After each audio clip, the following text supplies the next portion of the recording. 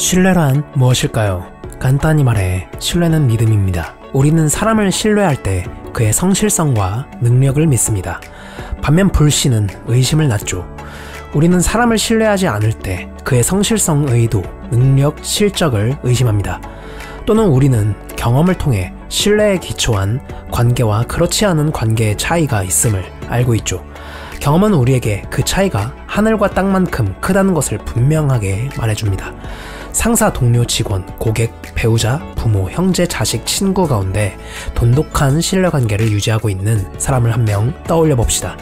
그리고 직장이나 가정에서 낮은 신뢰관계를 유지하는 사람을 한 명 생각해 봅시다.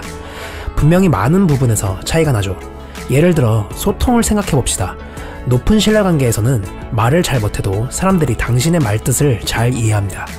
반면 낮은 신뢰관계에서는 신중하고 정확하게 말해도 말뜻을 오해하기 십상이죠. 짐 버크, 존슨앤존슨 전 회장이 말했죠.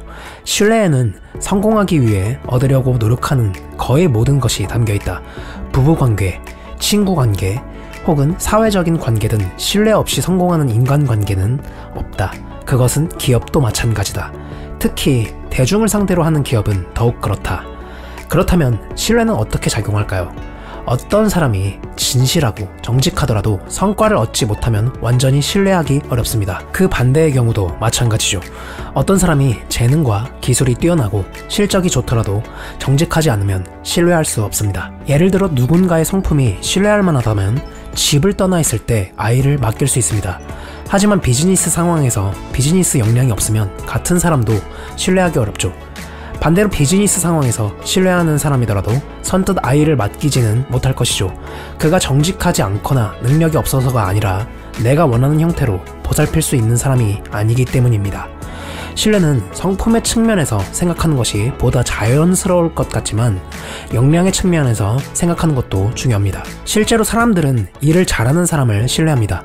신설된 교육 프로그램은 가장 역량 있는 강사에게 맡기며 과거의 실적이 있는 사람에게 유망한 프로젝트나 판매 지침을 수립하게 합니다. 특히 현장 리더의 관점에서 역량은 신뢰를 살찌우는 주요 요소이죠. 따라서 역량 차원이 가미되어야 신뢰는 보다 확고하고 실제적인 우위를 획득합니다. 윤리성은 신뢰의 기초가 되지만 그 자체만으로는 불충분합니다. 윤리의식이 있다고 모두 신뢰할 수 있는 것은 아니죠. 신뢰는 윤리성을 포함하며 윤리성보다 더 큰 개념입니다. 신뢰를 쌓는 과정에서 의도를 밝히며 소통하는 것은 굉장히 중요합니다. 의도와 동기를 밝히는 것은 당신의 행동이 다른 사람의 오해를 받고 있거나 잘못 해석되고 있을 때 대단한 힘을 발휘할 수 있습니다. 또한 이것은 새로운 관계에서 신뢰를 쌓는 수단만큼 중요합니다. 캠벨 수프의 CEO 더글러스 R. 코넌트는 새로운 동료나 다른 비즈니스 파트너와 함께 일할 때 그들이 무엇을 기대도 좋은지 알 수 있도록 처음 1시간 내에 자신이 일하는 방식을 알려준다고 합니다. 특히 그는 자신의 의제에 상대방과의 신뢰 구축이 포함되어 있음을 알립니다. 더그는 자신의 의도를 밝히는 것은 신뢰 구축에 도움이 되며 자기 행동에 대한 책임감도 높여준다고 말합니다. 의도를 밝히는 것이 신뢰를 높이는 가장 큰 이유는 그것이 행동 신호를 보내기 때문입니다. 그리고 사람들은 실제로 행동을 보았을 때 그것을 인식하고 이해하며 인정하죠. 의도를 밝힐 때 주의해야 할 점은 항상 정직하고 거짓이 없어야 한다는 것입니다. 그렇지 않으면 이중적이라는 인상을 주기 때문에 신뢰가 떨어지죠. 또한 당신의 의도가 자기 이익만 추구하는 것이 아님을 분명히 밝혀야 합니다. 9.11 테러 직후 미국 내 항공여행에 대한 신뢰는 땅에 떨어졌습니다. 사람들이 공격을 가하려는 테러리스트가 실제로 주변에 존재함에도 탑승객의 안전을 보장하는 시스템이 확고하지 못하다는 것을 알았기 때문이죠. 이후 항공 절차와 시스템은 보다 엄격해졌고 항공기의 안전 및 탑승객의 신뢰는 높아졌습니다. 하지만 보안 강화로 인해 여행하는 데 더 많은 시간과 비용을 지불하게 되었죠. 9.11 테러 전에는 항공기가 이륙하기 전 30분 전에 공항에 도착해도 신속하게 보안 검색을 통과할 수 있었습니다. 하지만 이제는 보안 검색을 통과하기 위해 미국 내 여행의 경우 1시간 30분 전에, 해외여행인 경우 2시간에서 3시간 전에 공항에 도착해야 한다고 합니다. 또한 티켓을 끊을 때마다 신설된 911 보안세를 냅니다. 이처럼 신뢰가 내려가게 되면 속도가 느려지고 비용은 올라가는 것이죠. 반면 신뢰가 높아지면 속도는 빨라지고 비용은 내려갑니다. 월마트로부터 맥레인 유통을 인수한 버크셔 해서웨이의 CEO 워렌 버핏을 살펴봅시다. 버크셔 해서웨이와 월마트는 공개 기업이기 때문에 온갖 종류의 검사와 감독을 받아야 합니다.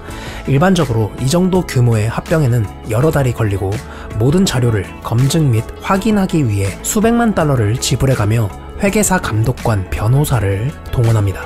하지만 월마트와 버크셔 해서웨이는 모두 높은 신뢰를 바탕으로 인수합병을 추진했던 터라 단 한 번의 미팅과 악수로 협상이 이루어졌습니다. 인수 작업을 시작한 지 한 달도 되지 않아 인수합병 계약서에 사인한 것이죠. 워렌 버핏은 2004년 연례 보고서에 첨부된 경영자 편지에서 이렇게 말했습니다. 우리는 실사를 하지 않았습니다. 우리는 모든 것이 월마트에서 말한 그대로 될 것이라고 생각했고 실제로 그렇게 되었습니다. 보통 6개월이나 1년이 걸리는 인수합병을 진행하는데 한 달도 채 소요되지 않았고 실사 비용도 전혀 들지 않았습니다. 그야말로 신뢰가 높으면 속도는 빨라지고 비용은 낮아진다는 것을 그대로 보여주는 사례죠. 오늘은 신뢰가 우리 삶에 얼마나 큰 영향을 미치는지에 대해 이야기를 나눠봤는데요. 이 내용이 더 궁금하신 분들은 스티븐 M.R. 코비의 신뢰의 속도라는 책을 강력 추천드립니다. 지금까지 책과 꿈나무였습니다. 영상이 마음에 드셨다면 구독, 좋아요, 알림 설정 정중히 부탁드립니다. 감사합니다.